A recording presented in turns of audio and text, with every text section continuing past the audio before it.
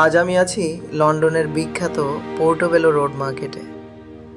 আপনি কি জানেন এটি বিশ্বের সবচেয়ে বড় অ্যান্টিক মার্কেটগুলোর একটি?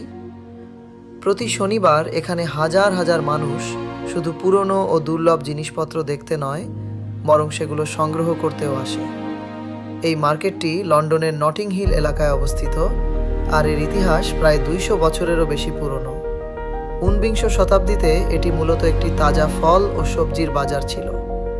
সময়ের সঙ্গে সঙ্গে এটি অ্যান্টিক্স, ভিন্টেজ পোশাক, শিল্পকর্ম, গয়না, পুরনো বই, ক্যামেরা, ঘড়ি এবং নানা ধরনের সংগ্রহযোগ্য জিনিসের জন্য বিশ্বজুড়ে বিখ্যাত হয়ে ওঠে। মজার বিষয় হলো, এই মার্কেটের নাম এসেছে পোর্টোবেলো রোড থেকে, আর আজ এটি লন্ডনের অন্যতম জনপ্রিয় পর্যটন আকর্ষণ। প্রতি বছর বিশ্বের বিভিন্ন দেশ থেকে লাখ লাখ পর্যটক এখানে ঘুরতে আসেন। আপনি যদি এখানে আসেন, তাহলে শুধু কেনাকাটাই নয়, রাস্তার লাইভ মিউজিক, শিল্পীদের পারফরম্যান্স, সুন্দর রঙিন বাড়ি এবং বিভিন্ন দেশের সুস্বাদু স্ট্রিট ফুডেরও আনন্দ নিতে পারবেন। এখানকার পরিবেশ এতটাই প্রাণবন্ত যে ঘন্টার পর ঘন্টা ঘুরলেও একঘেয়ে লাগবে না। আর যদি আপনি সিনেমা প্রেমী হন, তাহলে জেনে ভালো লাগবে যে নটিং হিল সিনেমার কারণে এই এলাকাটি আরও বেশি জনপ্রিয় হয়ে ওঠে।